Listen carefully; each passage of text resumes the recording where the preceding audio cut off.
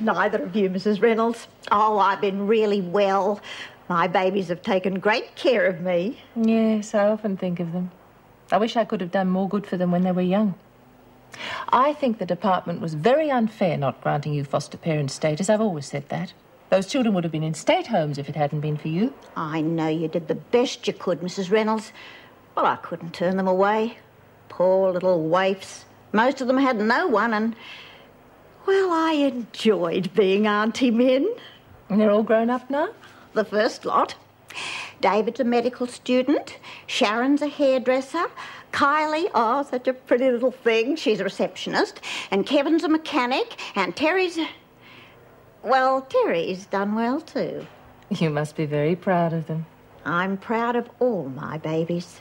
The first lot and all the ones I've looked after since. And not one of them's ever been in trouble with the police. That's amazing. You taught them to run fast, obviously. You know me too well, Mrs. Reynolds. Well, I thought I did.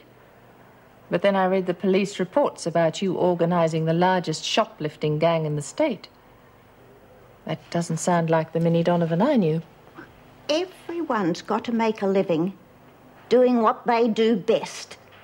And if I do say so myself, my gang's the best there is. Well, I'll let you get to your meal. And remember, if there's anything I can do... Oh, I'm glad you asked. Look, I wonder if I could have my face creams back. I like to keep myself in shape. Oh, and when I get myself organised, drop in for a cup of tea. I'm sure you know where it is. Well, my dear, I knew she wasn't ready, but she was so keen on to go on a job that I didn't have the heart to refuse. She got caught? My word, she did, and sent the police straight to me. Amateurs, they'll get you every time. Now, Lizzie, tell me all about your dad. Who's the wrinkly? Lizzie Birdsworth, one of the permanent fixtures around here. You want a game of cards? No, thanks. And I reckon I've been in here longer than all the rest of them put together. But haven't you ever had any life outside? Of course I have. Only I always come back in.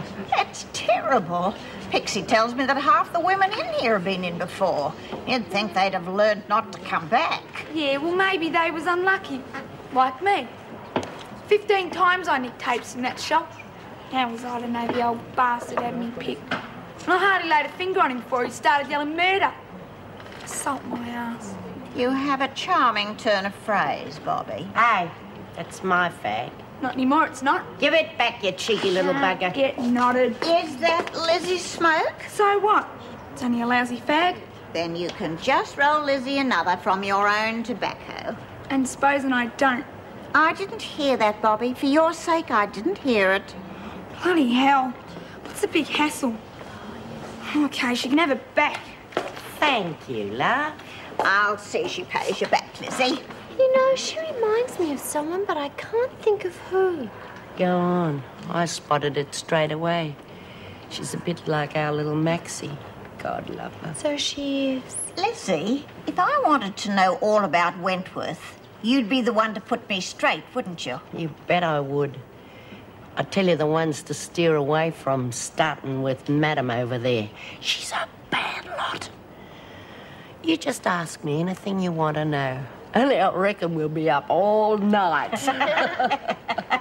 Well, if nobody else wants to cry on my shoulder, I'll be off. So long, Walt. Bye. Sure you don't want to stay for the movie? No, thanks, and you better look at the clock before you get too settled. I'll get it. Well, I've got to open the door to get out, don't I? Oh, well. Chilly. What the hell are you doing here at this time of night? I had nowhere else to go. I've got no money. I can stay, can't I? Yeah, I guess it's... 10 o'clock. Switch the TV set off while I lock the door. I don't know what you're doing here. You will have to leave. I'm about to lock the door. Please, Mrs. Dodds. I've got nowhere to go.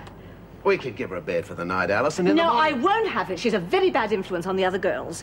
There's no place for drunken rebels here. Well, For God's sake, what are we doing here? They're not perfect. They don't pretend to be. We're supposed to be helping them with their problems. Oh, we all have problems. And I will thank you to let me deal with Driscoll House in my own way. Now, if you don't mind, I wish to lock the door. You rotten, cold-hearted bitch. She's killing this place, Wally. It's finished now. She's taken over. What the hell are you doing here? I'm beginning to wonder that myself. Come on.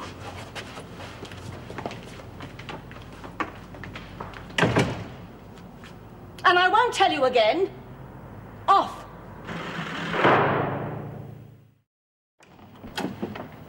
Marty? Jen? Marty? You're drunk. It took me a while, but I finally made it. What are you doing? Putting on the coffee. By the look of you, you need it. Lots of it. What I need is Jenny. I mean, I can't ever have her. I suppose that makes you very happy, does it? If you think I'm going to spend the rest of my life apologising for what happened, you've got another think coming. All right? You've been hurt. So we've all been hurt at some stage or another. Now, we can go out and get drunk and hit out at everyone, or we can grow up and get on with our lives. You don't understand. She was everything. Now I've lost her. Well, what the hell have you lost? Your father. Remember? I don't feel too good, Mum.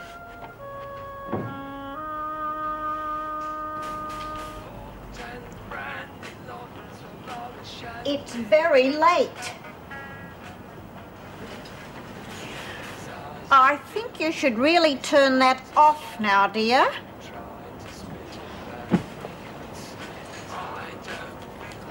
Come on, Bobby. Time to go to sleep. Piss off.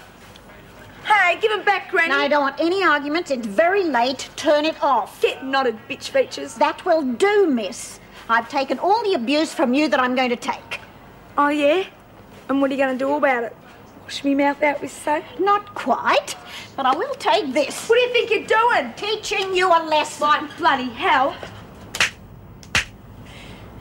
I don't like doing that, young lady, but quite obviously it's long overdue.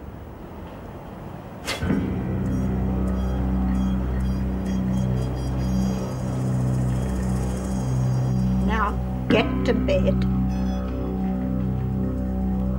You're not me mother. You're not me bloody mother. And I offered the poor kid $20 and a bed for the night, but she just ran out. You sure you're not overreacting? Ah, that woman is alienating everybody. If she was in India, she'd be sacred. I'm sorry, love, I'm just in a foul mood. I've got to get on. G'day, Mum. Well, couch, table, you're looking at a very happy man. Oh, no, my drunken son is home again. What brought this on? Well, guess who just sold his second picture to the Dispatch for $50? Oh, Paul, you didn't. That's wonderful. Yep, no more stacking tins of tomato soup or putting price stickers on frozen peas. I'm a free agent. Steady on, you're not thinking of giving up your job.